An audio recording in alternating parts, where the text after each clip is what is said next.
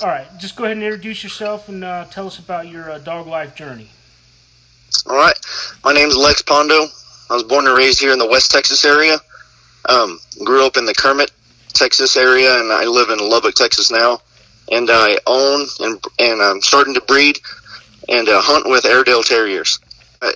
Just like any other dogman, dogs have been just such a huge part of my life from as far back as I can remember. Even from the time I could read, my head was always in some kind of dog book. You know, like all the popular ones, like Old Yeller, Where the Red Fern Grows, things like that. And then when I was around, I think I was around 8 or 9, my grandma got me that big dog encyclopedia. Yeah.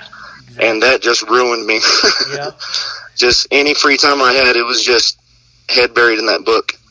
But what I started with was even before me, my dad, his whole life grew up with German Shepherds. And just being young and hearing the stories and the experiences he's had with German Shepherds. And he had some really good, real working ones. And I was just, man, it inspired me. So as soon as I was able to take care of dogs on my own, I got my own German Shepherds, and that was my breed of choice right from the get-go. Because, honestly, a good, well-bred German Shepherd it's hard to beat. Right. It's hard to beat as a family dog and a home protection dog. Mm-hmm.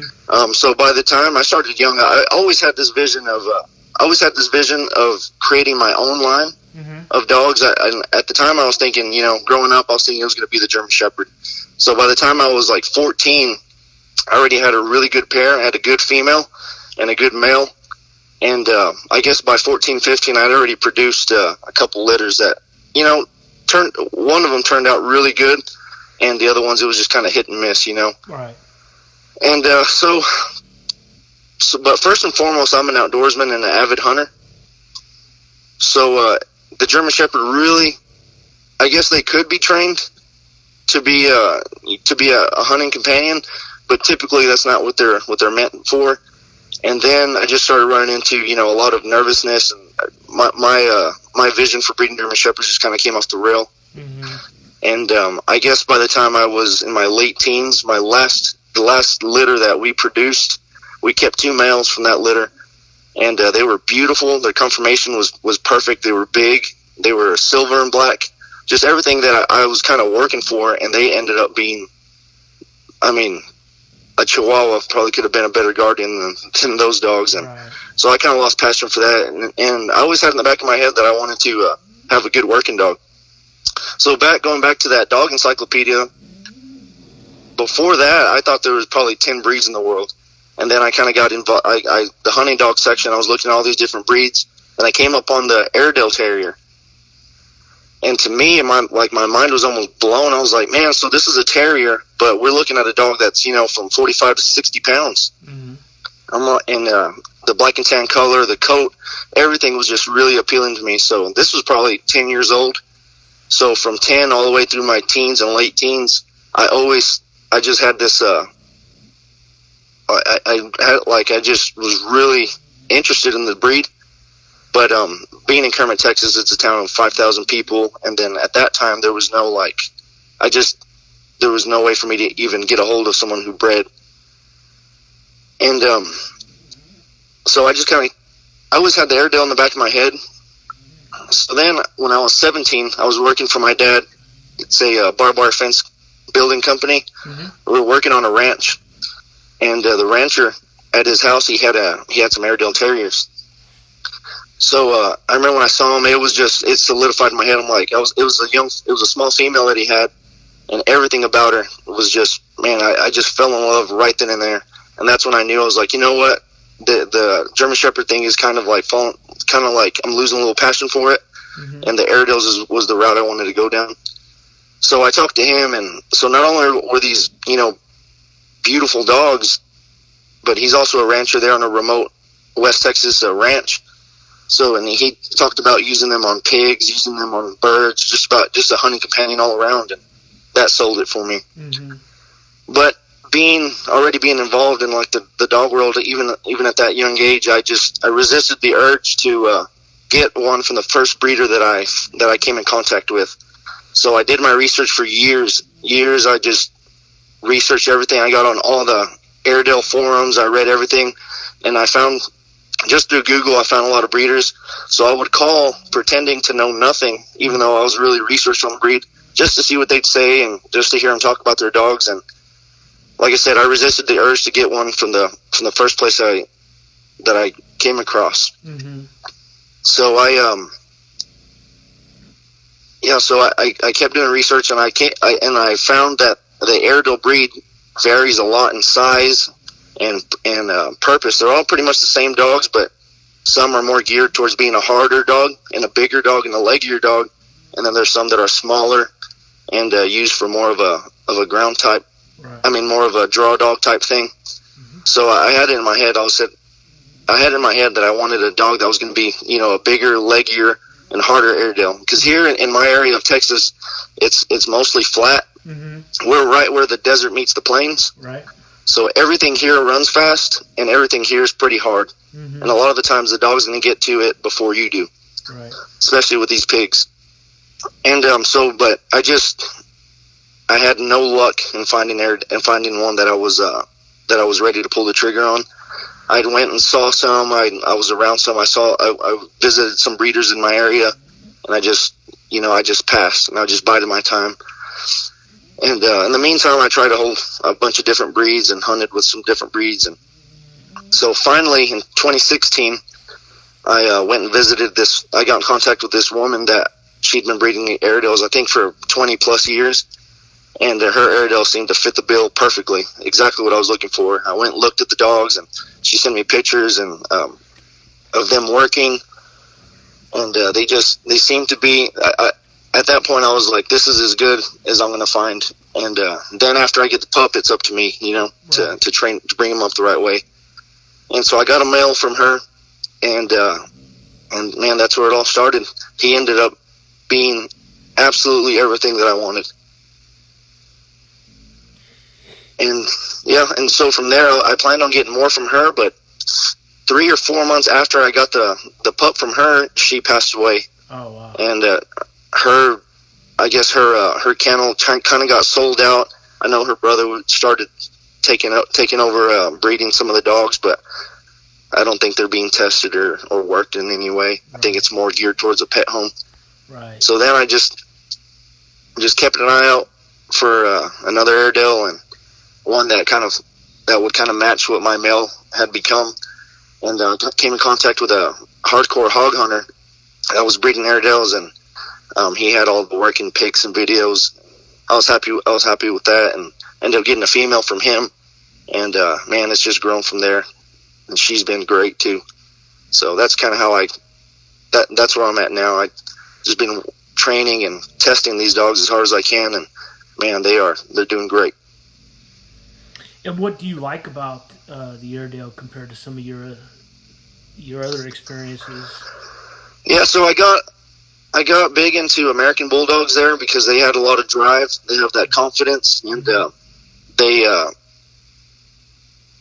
I like everything about them.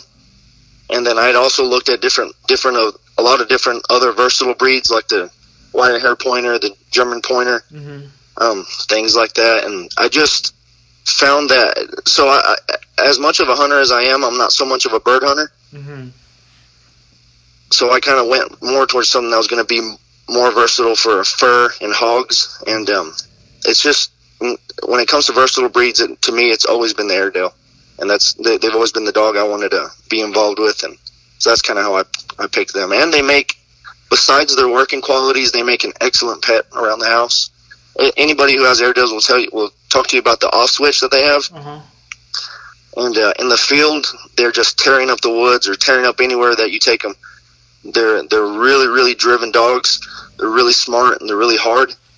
But when you take them home, you know what I mean? They're great family pets. Right. Here's a two-part question. So can you explain kind of the AKC standard and then the standard that you're looking for in your kennel as far as conformation, height, weight, and mm-hmm. look and all that? Okay, so the AKC standard for the Airedale is the males weighing from 45 to 60 pounds. Mm-hmm. and of course, female slightly less. And at the shoulder, they're 22 to 24 inches at the shoulder. And which, as far as like size and conformation, as long as they're not too small, it doesn't bother me too much. But my dogs are pretty far from the standard. My female, she's right at 24 at the shoulder, and between 55 and 60 pounds.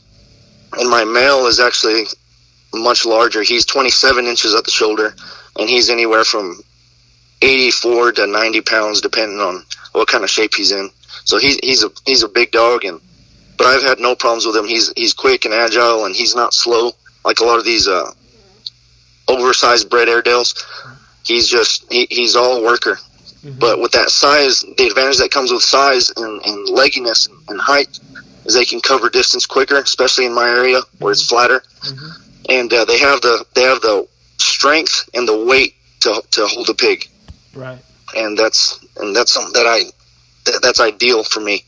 So I'm going to be breeding towards more of a larger, leggier type Airedale, and also breeding more towards a harder Airedale that's gonna stick with a pig, or if it catches something on the ground, it'll get the job done even a lot of times before you even get there. Right.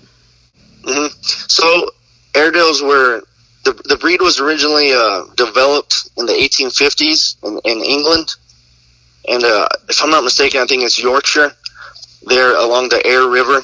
So otter hunters back in those days, that they had an assorted, hounds with a lot of different types of hound in them, but predominantly it was the otter hound that they had, with because of their abilities in water and the nose that they had on them, and they were a little bit harder of a hound. And so they had these hounds, and also they were working with the smaller black and tan terrier, which is extinct now. But back then, they would pair the hounds and terriers together to hunt otter and water rats and things like that along the Aire River. And so slowly they started crossing these terriers and hounds, and I guess over the course of the next 20 years, they developed with the Airedale. They developed the first Airedales, and so along with the terrier and hound crosses, they added in. It's kind of nobody really knows because it was so long ago, and it's all by hearsay. There's not really any recorded breedings of different outcrossings they did. But basically, the Airedale in its heritage, it's mostly terrier and hound, but they had an influx of bull terrier blood to give them a little bit more drive and make them a little harder. And some people will tell you that some sight hound and some pointer was crossed in there at some point. And I've even heard collie was crossed in there at some point too. But basically, with your Airedale, the original Airedales were otter hound, black and tan terrier, with smaller percentages of bull terrier and things like that. Right. And the first imports of Airedale terriers here in the U.S., I think, happened around the 1890s. And once they got here to America, they really took off as a hunting dog breed with a different variety of game that we have here in the States. And over the course of the years, they really specialized in a lot of different tasks. And that's a good thing about the Airedale. They are kind of a jack of all trades breed. So they're a versatile hunting dog, but they were also used in World War I to deliver messages across enemy lines. And there's a lot of good examples of dogs that had saved a lot of people. They worked with Red Cross, finding wounded soldiers on the battlefield, and there's an example of a really good Airedale named Jack that he crossed enemy lines through gunfire and made it to the other soldiers with a message. He came with a mangled leg, a broken jaw, shot full of holes, and he completed his task, delivered the message, and dropped dead right after that. Wow. So it just kind of speaks to the drive of these dogs. Right. Absolutely. And could you talk about some of the modern jobs that these dogs have today, and what part of the world are using them the most? Yeah.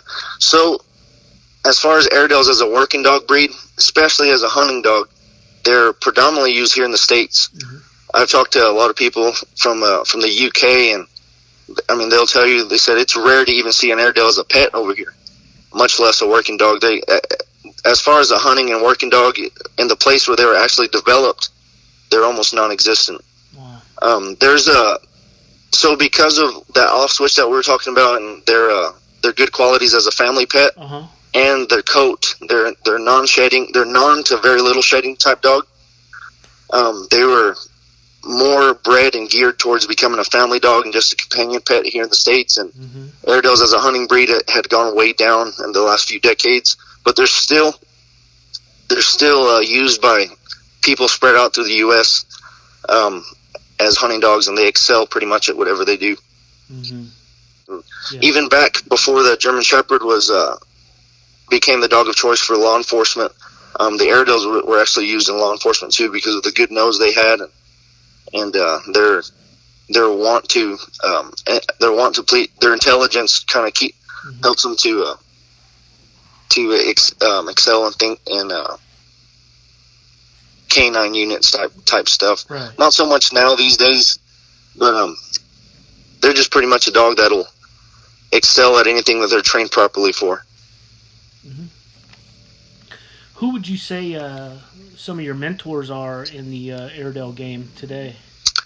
So whenever I first started doing research, the names popped up. There's a man out in northern Arizona, I think, northwest Arizona, and his name's Matt Tom, and he's been breeding Airedales for many years. And there's an Airedale board called Traditional Working Airedales, and a lot of the OG type Airedale breeders and workers are on there. And I just kind of, in my research, just kind of read on their experiences and the things that they've done with their dogs and their standards for breeding the dogs and experiences and things like that. I haven't really had too much of a hands-on mentor. I've just kind of went at it myself and learned as much as I could about the breed. But there's several breeders and workers of the Airedale here in the States that have been doing it for many, many years, and learning from them it's been crucial for my vision of how my line of Airedales, how I want them to be. Right.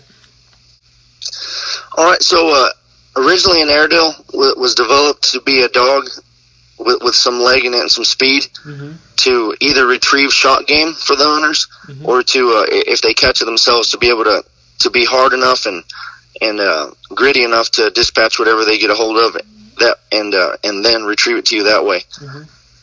For me, I'm not hunting otters and rats along rivers over here. It's predominantly I'm hunting furred game. There's a lot of farms and places that I have permission to hunt, and a lot of times I'll let them know that I do that we do predator hunting and stuff like that, and that's how I get permission on some of these spots. Elimination of coyotes and foxes and stuff like that. And there's also some golf courses around my area that they let me go in and clear out some of the coons and possums that start, tearing things up around the place. So for me, predominantly I'm hunting furred game and pigs. So the type of Airedale I want to be a little bigger. I mean, anyone will tell you a big boar coon could really put a hurting on a dog and cut him up pretty good. Yep. So for me, a bigger Airedale with some grit is going to be, you'll be able to take him coon hunting every night. And same thing with pigs. So the type of Airedales that I'm wanting to start breeding could be classified in the hog dog world as finders and holders. Okay. So they'll work as your strike dogs. You cast them out, and they'll follow a hot scent really good, and they'll track a cold scent to a lesser degree. Mine will anyway. And so they'll find the pig, but also hold them, and work as a type of a catch dog. And so what I'm breeding for is more of that. Breed them a little harder and a little grittier, because some of these pigs, as you know, they get big and they're mean. So you'd want a dog that can shut them down fairly quick and have the grittiness and stamina to keep them held down until I get there. And it's been mainly hog hunting has been my focus with these dogs, because I don't have to have the curs and hounds and then catch dogs on top of that. These Airedales, if they're bred right and the way I want my vision for them is going to be that they can do it all in as far as hog dogs. And so that's kind of what I'm breeding more towards. Right. And a lot of people don't realize that these pigs, they're big and they seem big and lumbering, but they have a lot of speed to them. Yeah. So speed and stamina and weight is pretty essential, because they can run the pigs down, keep them pinned down and held until you get there. And sometimes it's a while that they're going to be caught on that pig before you find them. So that's about where I'm breeding towards. Right. A dog that can do that. Mm-hmm. And my male, he already fits the bill. There's things that could be improved on. I wish he was a little rangier, but that was just from inexperience on my part. I kind of, being around these German Shepherds all my life, I kind of trained him to stay within, eyesight of me. So I kind of brought my male up like that. But slowly, he's starting to cast out and be a lot more of a long range type dog. And I think if I keep breeding towards that and breed with females that are, inclined more towards being a hog hunter, I think it'll take me a few generations, but I think I can start producing some dogs that fit the bill perfectly. Right. So that's one of the things that I wasn't anticipating whenever I got the Airedale, but is their ability. So when we talk about a hard dog, we talk about a dog that's hard hunting, mm-hmm. but also a hardy dog with few health problems and are able to withstand any type of climate. Mm-hmm. So here in West Texas, the weather changes pretty dramatically from month to month. So we could have during the summer, it's not uncommon to have days that are in the triple digits, 100 mm-hmm. 100 to 110 degrees, and they do fine. Just like any dog, they'll overheat. And but what surprised me is even with the heavier coat that they have. I mean, of course, you keep them trimmed down, you keep them groomed down, but they don't overheat the way some of my bulldogs have in the past, and yeah. the way a German Shepherd will overheat a little quicker than what these Airedales do. It almost doesn't make sense, but they can just keep running even in hot weather, and these dogs do not get cold. It's such a plus to have a dog that is just, they can be outdoors in any kind of weather. Yeah. Just this last year's hunting season, we were out hunting coons, and even I was just freezing. I think it was about 22 degrees. Mm-hmm. And we were hunting coons along the river, and these dogs were panting, and they got in the river to cool off.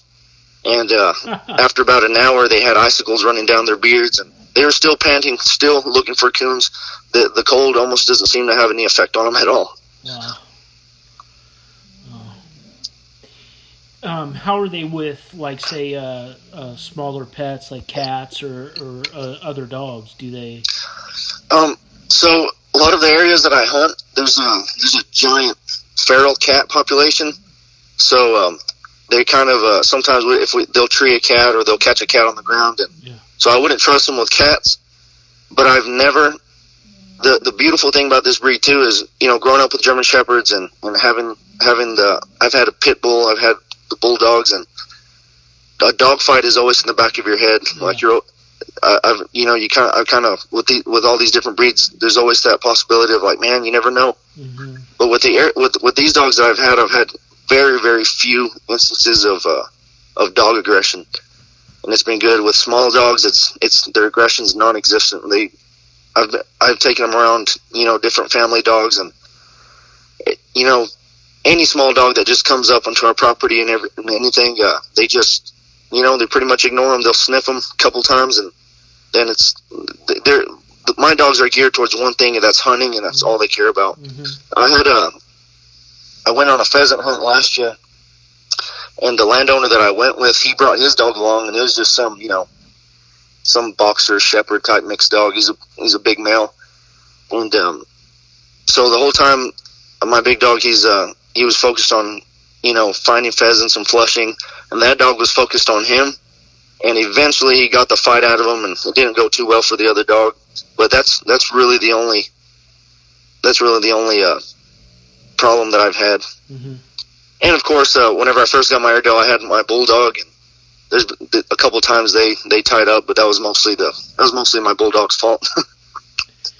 And that's a good thing. These Airedales, they won't typically start a fight, but they're more than capable to take care of themselves. Yeah, that's what I've heard. They're tough as nails.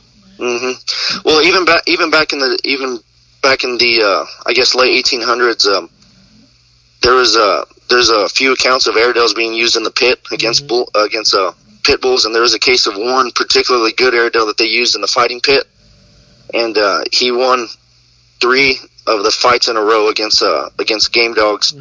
And if he were a pit bull, he would have been classified as a champion fighting dog. Right. And so it just kind of shows that the abilities these dogs have. Yeah. Now I'm hoping to continue breeding away from dog aggression, just because when you're out in the field, it's a headache. Yeah. But I haven't had much problems thus far. Right. How would you say kind of a city dweller like me, if wanted an Airedale, but lived in a townhouse or an apartment, how do you think an Airedale would adjust? So, especially when like I said, Airedales, there really hasn't been a strict breeding program as far as hunting. Not like your other dogs. Like how there's no criteria for an Airedale to be registered as a hunting dog under these different organizations like NAVDA and things like that. Right. So a lot here in the States, they've been more geared towards breeding a family companion dog. So I know a lot of people that have Airedales in an apartment type environment or like a city dwelling, and they do fine. But these dogs were first and foremost bred to be hunters, so sometimes they could start develop different behavior problems, barking and stuff like that. Ideally, they should be. I wouldn't say you have to have them like on outside of city limits, but as long as you exercise them well, they could pretty much thrive in any environment. Right. Oh, the other thing I want to touch on too, and they're really good. A lot of the reason they're really good as pets too is because of their coat. They have a hard wire coat, and with minimal shedding. My dogs don't shed at all. So even if you wanted to keep them inside the house, they don't. They will. I mean, just like any other dog, they'll chew and they'll bark, but they don't shed. And usually, the intelligence it's a big plus because you can potty train them pretty easily, and they make really good pets. So I think I wouldn't discourage somebody from getting an Airedale if they lived in a city environment, but they do best in a hunting home. Right. You kind of touched upon it there. Can you talk about their trainability and when you get a pup, what are some of the things that you like to do to prepare them to be a successful hunter? So for me, right away, right at about 10 to 12 weeks old, I start with just getting them used to having fur in their mouth. And so I'll take them, even as pups, I'll take them squirrel hunting or I'll take them dove hunting, let them get used to having I started doing retrieving work, even though I'm not much of a bird hunter. I started doing retrieving work as while they're pups, like young pups, 10 to 12 weeks, like I said. And then once they start getting a little older, I do scent drags. And so I'll get a coon skin or a piece of a hog pelt, and I'll wet it, and then just do 50 to 100 yard drags and just let them work it, and just get them used to following a trail, and get them used to using their nose. And then once they're about, the Airedale as a whole is usually a late bloomer type breed, and a lot of people will tell you that it takes them up to 2 years to really turn on 100%. So you never want to put your dogs on game too early, because they can kind of break their spirit, especially if they get chewed up by a big coon or something like that. Right. But so my male dog, I started him on I would trap coons and just get him used to start, building on that drive and wanting to have that fur in his mouth, and not really letting him have contact, but just letting him be around it and let him build that want to get to the animal, the coon or possum or whatever it is.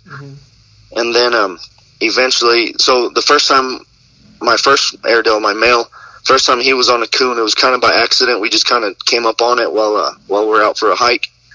And, yeah, I mean, that coon really chewed him up, but he never took a back step. And at that point, he was 9 months old, and I knew that he was ready to go from there. So then I just, you know, a lot of people don't like to talk about training methods, but I'll be completely transparent. Mm-hmm. So when I started for coon hunting, you get a caged coon, you pour water on them, and you turn them loose. Mm-hmm.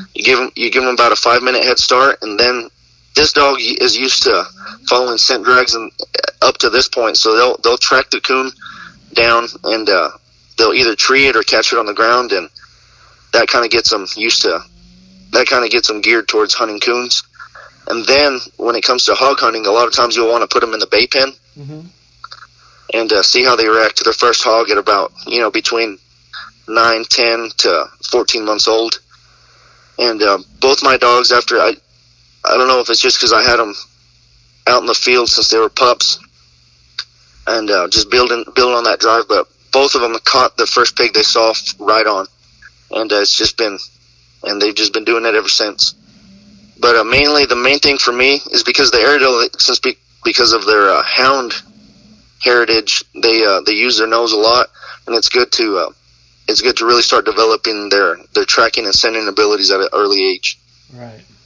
So for young dogs, I start with the scent drags and the caged, the trapped animals first, just to kind of get them used to seeing and smelling and knowing what they're going after, and then after about a year, I start taking them on hunts, and they've done really, really well so far. Awesome. Can you talk about what your kennel setup looked like, and what's the reasoning behind that? So right now, we're actually in between. Like, we're not at a property that we're going to be at forever. Mm-hmm. I just got married back in. I'm going on my 4th year anniversary. Okay. And the reason it took me this long to actually get these Airedales too, from the time that I started researching and looking for Airedales actively to the point where I actually got one, it was a span of 8 years. It took me to actually get my hands on my first one, just because I wanted to do everything right. Mm-hmm. I didn't really want to go through a whole lot of dogs. I wanted to get one from proven working lines, and mm-hmm. So now, as far as my married life and things like that, we're just now getting everything together. So we're living city limits right now.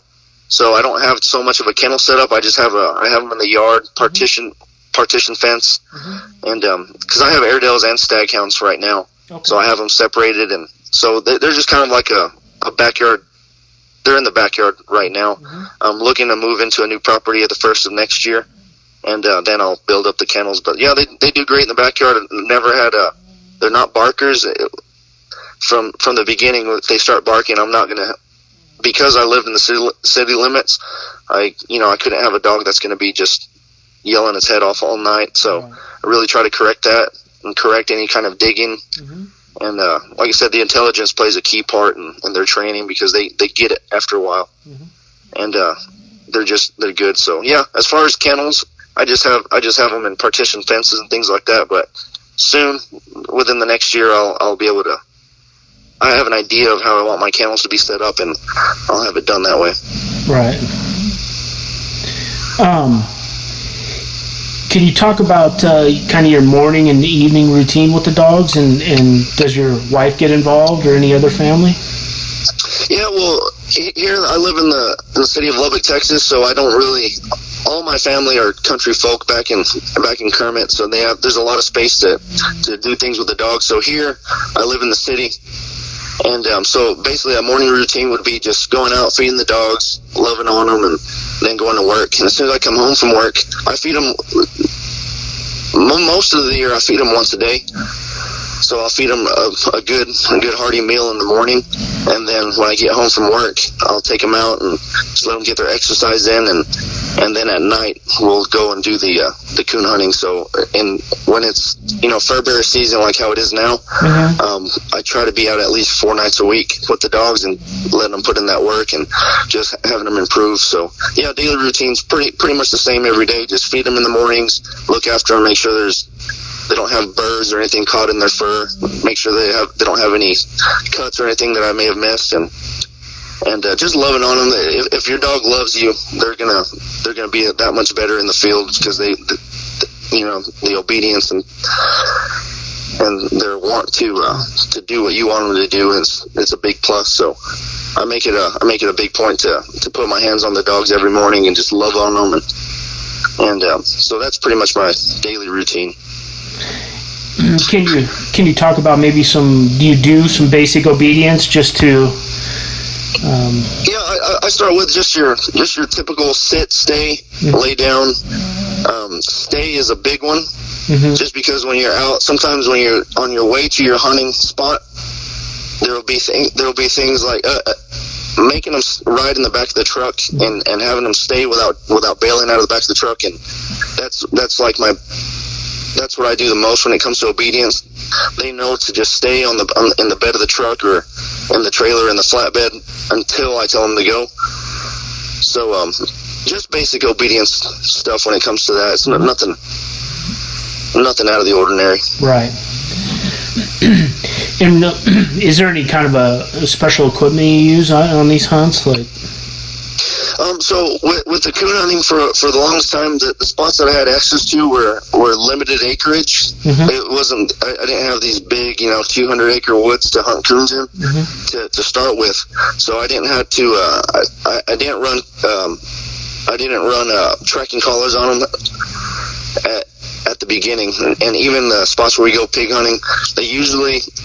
I don't have a problem with them just getting completely lost, but recently I started, running cut collars and tracking collars on them just to be safe. And then the more areas that we get to hunt, especially these bigger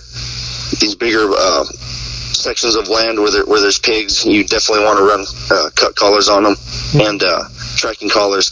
And with the pigs, I've run vests on them before, but it just kind of, Airedales, since they're finders and holders, they do so much running that to me, I found it just kind of ideal to run them almost like an Australian style type vest with a 4-inch cut collar with a chest plate attached to it. It doesn't immobilize them at all. They're able to run freely, but also it has the protection. Right. And since they're not so much they're not bay dogs. Very rarely will they get cut up on the back half of their body. Usually, if they're caught right on the ear, 90% of your cuts are going to be from the chest up, and so that's the type of gear that I run on them. It doesn't slow them down, but it keeps them pretty well protected. Right. And does your wife get involved with the dogs, or is it just your hobby? She's a dog person through and through. Right. She's not so much of a hunter. She wasn't raised that way. So most of the time when I'm going on these hunts, it's either solo or with some buddies. But as far as vet visits and feeding and things like that, she's all hands on with the dogs, and she loves them. That's awesome. And yeah, it's been really good and easy with these dogs so far. I've had so many headaches in the past with all the different breeds that I've been around, and these Airedales have just been they've been such a breath of fresh air. They do exactly what I want them to do. Of course, there's always headaches in training, and sometimes they don't do exactly what you want them to do in hunts. Right. But they're still young and they're improving, and I think especially with the two main Airedales that I have right now, I think even just the dogs that they're going to produce are going to be superb. And and I have access to a whole lot of other. Not a whole lot, but I have access to other studs and dams that I could do some outcrossing with that fit the bill too when it comes to the type of hunting that I do. And I think, like I'm saying, give me just a few generations, give me a few years, and I think even in that short of time, I'll have an Airedale that does it all pretty well. Right. So I recently, it was kind of up in the air. Like I said, I've always had that vision of having my own line of dogs that I could be proud of. I'm still only a young man, so I hope, hopefully for the next 45 years or so, or even longer than that, I can keep hunting with dogs. And you always want to have a good dog, and the surefire way to have a dog that's up to your standards is to breed them yourself. So I've always had this vision of having my own line of dogs, and So this year I decided to go ahead and start a kennel and start breeding, and hopefully I'm thinking the middle of 2020 that I'll have my first pups on the ground. And the problem is going to be figuring out who to place them with, because there's so many people that have seen the dogs on Instagram and seen them, and who I've been in touch with. Everybody wants a dog that's going to be like mine. Yeah. A lot of people that I know, so placing them is going to be no problem. It's just going to be choosing who they go to is going to be the tough part. Yeah. So I'm not too worried about placing them or anything. Yeah. So it's exciting stuff. I was, like I said, I've always been geared towards wanting to produce my own dogs, and the fact that it's becoming a reality with 2 dogs that I can really put my trust in to be good hunting dogs. Mm-hmm. It's exciting stuff. I got a vision and big plans for my upcoming dogs. Awesome. So can you talk about your stag hounds? What do you use them for? And yeah, so the stags, I have zero experience with them, but like I said, a lot of everything here in our area is really fast. Mm-hmm. So anything from jackrabbits to fox to coyote, everything is they'll outrun most dogs. But so these stag hounds, where they're useful, and nothing's going to outrun them, and especially in my area. And it's a lot of flat. Even the wooded areas it's not too thick. So I got really big into the stag hounds and the different sight hound breeds just because of their usefulness. Mm-hmm. And so I'm only a beginner when it comes to that. My first stag that I got him back in May. And no, actually, I got him in July, and he's part stag hound and half a track dog greyhound. So he's a gray stag, and the prey drive and athleticism and him so far, he's only 6 months old. He's already, man, he's blowing me away, and I'm excited to run him with the Airedales. And then I recently got another stag hound female, and she's only 3 months old. But hopefully this time next year, or this time in a couple of years, I'll have a pretty unstoppable team, them paired with the Airedales.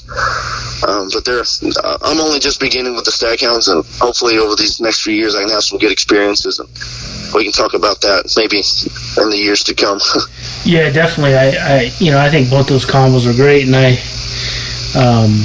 I've become a huge fan of the stag greyhound bulls that you see from Australia and Mm-hmm. and some in England. I love the bull influence with those sight hounds. It's just, to me, they're amazing combinations. Oh man, I've gone down the rabbit hole when it comes to all the sight hounds and the lurcher type dogs and the crosses, and man, I had to grab the reins for a little bit, because my crazy mind, I was already thinking about stag, Airedale crosses and things like that. But first, before I do, I will eventually cross some sight hound to Airedales and have some good, Mm-hmm. Terrier lurchers. But first things first, I got to develop the type of Airedale that I think is ideal. Yeah. So maybe a few years down the line, I'll do crosses like that. But yeah, just like you, man, I'm big into the sight hound crosses and the different breeds of them. Yeah, definitely. I think they just add a lot of health to some of the harder dogs that maybe not as healthy, like the bulldog. Oh yeah. Yeah. They add the speed, the health, and even just that prey drive. Yeah. It's incredible. Absolutely. So I'm having a really good time with these stag hounds too. Awesome. Just training them up a little different than what I would the Airedales, because they're not so much of a tracking dog. No. But man, and like I said, in my area where it's mostly flat, they're gonna be a really useful dog to have in the back. Yep. So can you talk about some of your favorite breeds that you've never owned but you're interested in? Yeah. So I think at this point right now, I'm really into all the versatile type breeds. Mm-hmm. And my brother-in-law and sister, they recently got a German short-haired pointer. Mm-hmm. And I'd never really given them too much thought before, but the more research I've done on them and more the working videos and experiences that I've seen from the German short-haired pointer and pointers like the Drumhorn, the German wire-haired pointer. They really caught my eye, and they're one of my favorites that I haven't owned yet. And the same thing, the bull lurchers is one thing I'm also really interested in. Some of the smaller terriers too. I like. At some point, I want to own a Airedale and a Yak Terrier. And man, we can go down the rabbit hole on breeds that I would like to have. Yeah. I've actually, not recently. It's actually been a few years now. I've always wanted to try a good working Shar-Pei, just because they could be used more. They could be used similar to like a bulldog type when it comes to catching. But I don't know. I might be lost when it comes to that stuff. But yeah.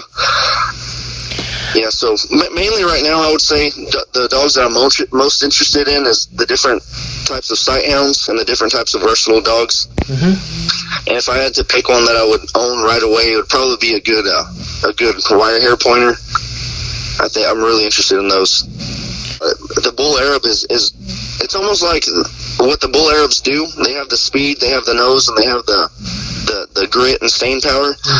The bull Arab in Australia is almost kind of like how I'm wanting to gear my Airedales towards to kind of fit the same purpose, because a bull Arab in a lot of ways is their abilities as a pig hunter, as a hog dog, reflect how I want my Airedales to end up and how they are already pretty much. So I'm really interested in those, but maybe one day we can get one imported in and give it a try. But yeah, I'm interested. I really like the bull Arab too. And have you heard of the Hyder Terrier? Oh yeah. Is it the one that's got the Airedale and bull terrier and Yak Terrier in them? Yep. Yeah. I actually know a couple people here in the States that have a similar type dog, and man, they're on fire too. They're really good on fur hunting, and I haven't really seen them so much on boar hunting, but I know back in Germany where they're being developed, they're being used on that. So that's pretty interesting too. So once I get set up on a property, like I said, we're planning on moving outside of city limits come next year, and I think once I get set on a property and have the kennels built and everything, I'll start looking more towards like a protection, like a home guardian. Yeah. And then so I'm, with my past with German Shepherds, I kind of feel like I've lived a whole lifetime with German Shepherds almost. That's how I kind of feel that way. So I'm looking more towards maybe like a Bandog type or a Mastiff type for home guardian. So I haven't even gone down really looking too much into that. But once it's time to get a good home guardian, I'm going to be really interested in those types of breeds too. Yeah. Like I said, the intelligence is a big factor. Like I said, you can pretty much train them to do anything. And I think especially if you're breeding more towards that protective instinct and that, bringing them up doing bite work, things like that, I'm sure they'd excel. Yeah. And, never know, maybe in the future that's something I would want to get more into. But like I said, right now I'm a crazy hunter, and I'm more geared towards the hunting. Like I said, first I want to get the Airedales to where I want them to be. But so as far as crossing them for boar hunting, I think here in the state of Texas we have a higher feral hog population than anywhere else in the states. Right. And funny enough, the area I live in is actually the part of Texas that has the least of them. They're all more towards the east and southern part of the state. Yeah. But there's still a good number here. So I think as far as boar hunting for crosses that I would like to do, I think if I can get a dog that's 3/4 Airedale and maybe a quarter stag with some bull in there, I think that would be a real useful dog. Add a little more speed and maybe a little bit more of a holding power, because when it comes to a dog that's going to catch a hog, you really want that drive and that gameness, and that desire just to keep that pig pinned down. And I know in a lot of the northern states where they're doing bear hunting with dogs and lion hunting, you want a tough, gritty Airedale that they add with their hounds, but you don't want one to act as a bulldog type of thing. Because if you have a dog that's going to close in on a bear or a lion, you're going to end up with a severely injured or dead dog. But for my area where there's no bears or lions, I think breeding them harder for these pigs is the route I want to go. So adding in, maybe a type of bull blood cross, I think you'd really make some good hog dogs that way. Yeah. So yeah, I'm interested in that. I'm really, I guess, out of all the bull breeds, the one that I've never owned and I've never even really been around that I'm really interested in is the bull terrier. Yeah. And so, and I know the Airedales back in their ancestry, they have the bull terrier in them already. So I think adding a little bit more as far as breeding them for hog dogs, I think that'd be interesting to see. I think it'd be a good cross. Like I said, and another thing I wanted to say, so like I said, my vision for the Airedale is to have a larger, leggier, harder type Airedale. But I know there's a lot of people breeding maybe not more towards the size and the legginess. They're more towards having them run in the woods and be more of a draw dog, hunting alongside other smaller terriers, and that's fine too. I think like the old saying, the perfect dog is your perfect dog. Right. So that's what I'm breeding the dogs that I feel like are ideal, but in no way I don't want to come across saying that I'm trying to improve on anybody else's breeding. I'm just trying to get them strictly to where I think they'll work great for me, and for the vast majority of hunters they'd work good for too. And so even just to here's an example of the versatility of the Airedale and my dogs in particular. We were out last February on a quail hunt. And like I said, my dogs aren't too much bird dogs, but they'll find and retrieve a shot bird. So we're out. It was me with my dad and a buddy of mine. So we were out hunting, and we ended up getting kind of late on us. So the area that we were hunting, it was a big, more of a flatland, grassy area, but it borders right on the more thicker mesquite brush. So as we were out there hunting, and the same day that he was retrieving quail, we ended up having a run-in with a big boar javelina. And you know what a javelina is, right? Yeah. Most hog hunters won't even step foot in javelina country, just because if you run into a mob of pigs, they're all gonna run, even if one gets caught. For the most part, the pigs are just gonna run and leave it behind. Now, if you run into a pack of javelinas and your dogs get caught on one, a lot of the times all of the javelinas are going to come back and mess your dog up. So I try for the most part to stay clear of them. But in this instance, it was a kind of a lone boar, and he just ran at my dog. And, he just went on the defensive, and of course my dog's a pig dog, so he went at him, and we had a javelina dog tussle. And so by the time we got there, we couldn't really get in the middle of it, because it was just kind of like a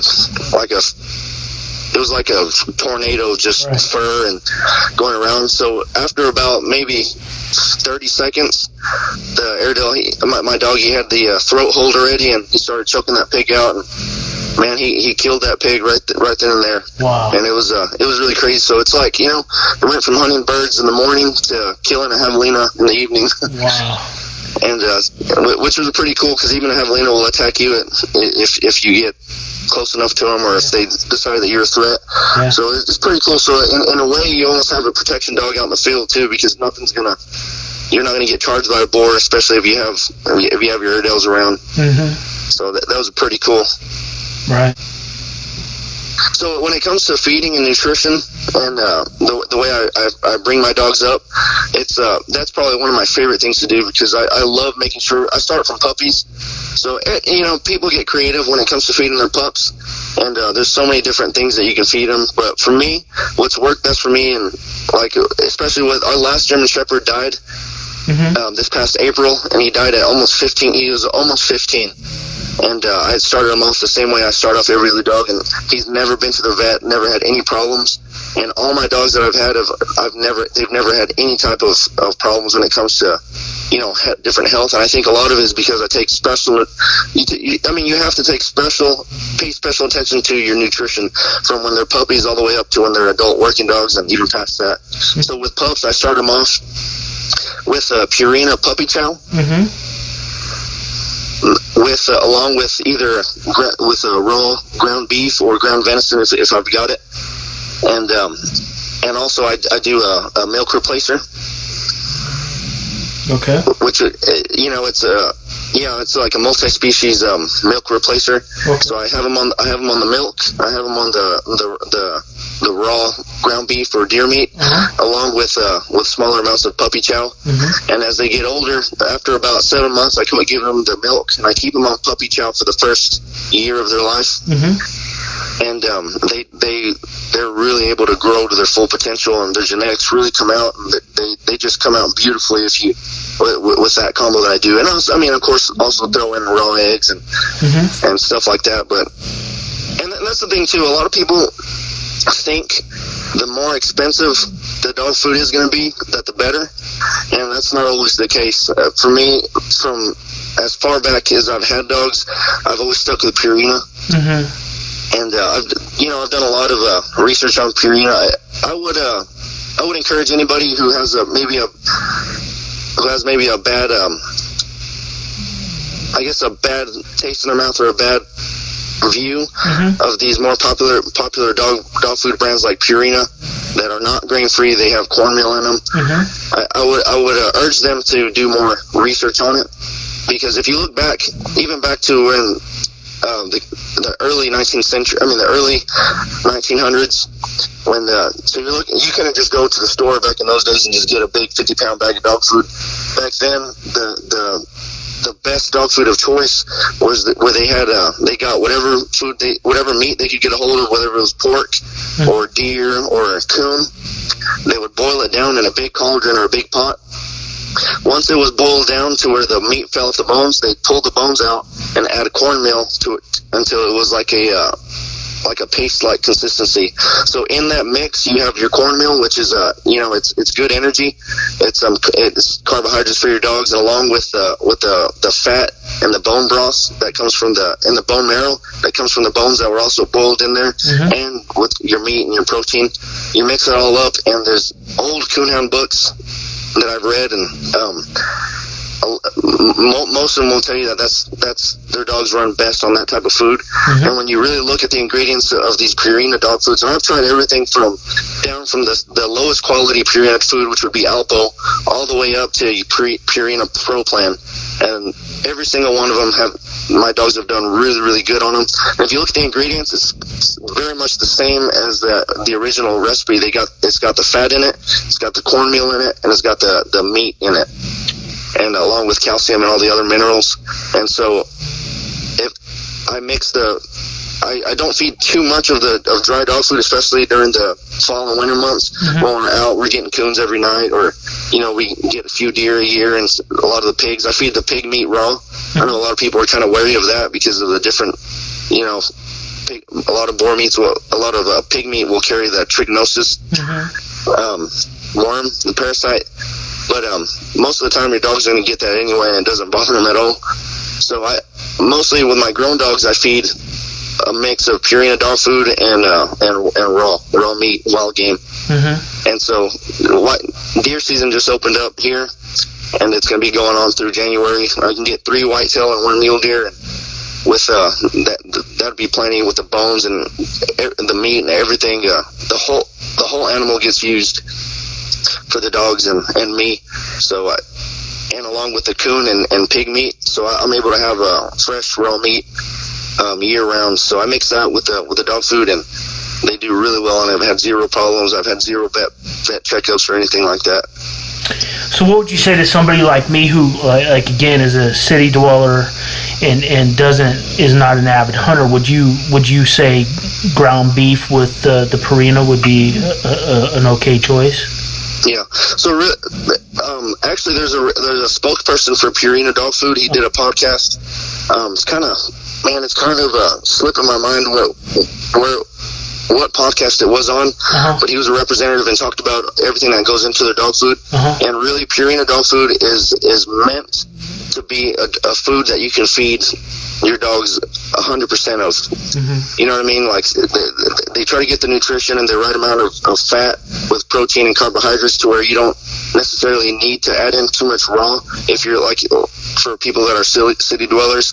So I think a good Purina dog food, of course, it's going to take them maybe a couple weeks to get used to the new food. Right. But I think almost all dogs will do well on it. Every dog I've had and every dog any of my family's had that feeds Purina really they had very minimal problems, and the dogs do great on it. Overfeeding is probably the biggest bad thing that you can do for your dogs, I guess. Overfeed. If you overfeed kibble, if you're feeding your dog who's just in the back, or it's a family dog at home, if you're feeding it 2 or 3 times a day, that's whenever you'll start to see the weight problems and joint problems, things like that. But if you keep them laying, you keep them fed maybe once a day if they're not working, you won't have any problems. Especially on the weeks and months that I know that the dogs they're not going to be out hunting, because I mean, as much as hardy as they are, and as much of a heat tolerant dog that they are, you really don't want to run your dogs on those 100-degree days, or even in the 90s. So I don't usually go out and run them like that. So during the warmer months, I most of the time only feed once a day, and I'll either feed all raw on the day or all kibble on the day. During the colder months, I'll feed twice a day. Not as big as portions, but I'll feed 2 smaller portions of food, once in the morning and then once after we're done hunting, or in the evening if we don't hunt that day. And have had 0 problems, and they do great. The teeth, especially their teeth, their gums, everything that you look at on a dog, if they're being fed a good mix of raw and kibble, it's really easy to manage their weight and keep them in good shape. And for about half the year, I run marathons and do all the different Spartan races and things like that. So I have my dogs, even during the warmer months, in the mornings and the evenings, they usually stay pretty active because they're out running with me, training for these marathons and stuff like that. So I just, a lot of it too, I eyeball. If they're looking a little thin, you give them a little more, and if they seem like they're getting a little fat, then you kind of cut back a little bit. But as far as nutrition, it's one of my favorite things that associated with dogs, because I love knowing and making sure that my dogs are well fed and they're getting their proper nutrition. And I mean, it might sound weird, but I just sit there and like watching the dogs eat. Right. Every morning I feed the dogs. I sit there and watch them until they're done. And man, I don't know. Dogs are such a huge part of my life, and especially these Airedales I have such a passion for, that I'd be having the worst day and come home and mess with the dogs, or take them out and see them run in the woods and out in the field, and it just brightens up your day. As far as as feeding 100% raw, especially if you have a whole stable of dogs, it's not really practical to, in my case anyway, everybody's different, but in my case, feeding them 100% raw, you're going to be going through a lot of meat. You're going to eat up your whole freezer before too long. And not only that, but the dog, if you get a good brand of dog food, it's going to have everything they need in it already. And then, so I just I mix between the two, but there'll be long periods where I'm feeding strictly raw too. When I get a deer, I make sure to save as much of the organs as I can, because you never want to feed your dogs organ meat on a daily basis. It's you can start running into some different problems that way. But I make sure they get organ meat, and I make sure they get raw every week. And just to supplement along with your regular dog food. So right now I'm on Purina 1, mixed with a lot of the deer meat that I have left over, that some of the cuts. And that's the thing too, when you have dogs, a lot of times when you get a deer meat, you want to keep as much of it for yourself as you can. But at the same time, it's you can go to the store and you can go to a restaurant and get a steak, or you can go to the store and eat meat. A lot of it I try to give a lot of it to the dogs, because it's extremely high quality meat, and that's your main hobby. You want to make sure your dogs have the best, Right. So I keep the best cuts for myself, but they get the rest. Right. No doubt. And the same thing with the boar meat. I was kind of iffy on it at first, but seeing the way that they've done, they haven't gotten any parasites. I keep them wormed regularly. That's the main thing. You keep them fed good and wormed, dewormed regularly, and you'll have a healthy dog. So, and then I feed them coons. With the coon meat, I guess you could feed it raw, but me personally, I just bake them. I put them in a baking pan with a little bit of water, and I just bake them for about 2 hours, and the dogs, man, they go crazy for it. The coon meat, I mean, when it comes out of the oven, that coon meat smells like pot roast, and they're really fatty, especially the ones that I get from these pecan orchards. They have that thick layer of white fat, and it just makes a good broth, and with the good meat, and they love that. And of course, rabbits, I'll go out in the afternoon and shoot, 7 to 10 jackrabbits, pull the guts out, and just feed them whole like that. As long as it's during the winter where they don't have fleas, and you make sure they don't have worms or anything like that. That's a really good dog food too, because they eat the fur, they eat the bones, and they eat the skull and the brains and everything. And I feed my dogs everything we hunt. The dogs get to eat. So yeah, I tell everybody, I have a deal with my dogs. So they catch it, I'll let them eat it.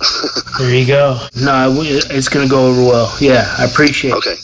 Awesome. Thanks, Sean. If you got my number now, and I got you on Instagram. If you ever need to get a hold of me or whatever, just let me know. Sounds good, man. Thank you very much. Yes, sir. I'll talk to you soon. Okay. Thank you. Bye-bye.